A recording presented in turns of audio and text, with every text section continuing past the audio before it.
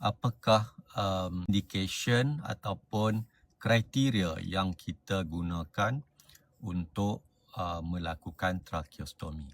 Okey, tengok video ni sampai habis. Tracheostomy ni dia merupakan sejenis pembedahan. So, masukkan tube yang kecil, nama dia adalah tube tracheostomy yang kita buat dekat leher. Tujuannya adalah untuk kita bypass hidung dan juga mulut. Jadi buat pembedahan dekat leher ni, satu lubang yang kecil kita masukkan dekat tracheostomy ni kita buat apabila ada apa-apa masalah pada perjalanan pernafasan udara ataupun apabila ada infection dan sebagainya, apa-apa masalah dekat paru-paru, peti suara dan juga bahagian muka ataupun mulut.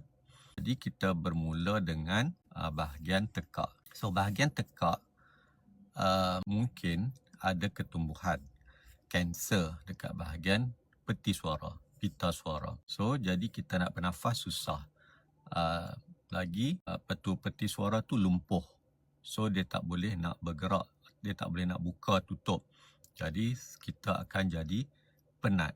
So lepas tu buatlah tracheostomy. Dan kalau sesiapa pesakit yang berada di ICU dalam jangka masa yang lama ditidurkan intubate, jadi kita tak nak bagi saluran dekat pita suara tu, peti suara dia jadi keradangan dan jadi sempit. Boleh jadi subglottic stenosis. So kita kena bypass, nak elakkan jadi berlakunya macam tu. Jadi kita buat tracheostomy. Okey, kalau dekat paru-paru mungkin ada masalah pneumonia yang lama,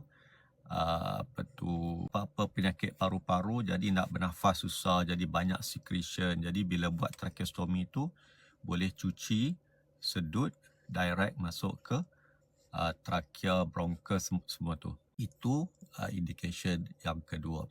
Indication yang ketiga ialah apa-apa masalah di bahagian muka. Contohnya ada kanser dekat lidah, kanser dekat dalam mulut. Jadi nak bernafas susah, jadi kena buat tracheostomy.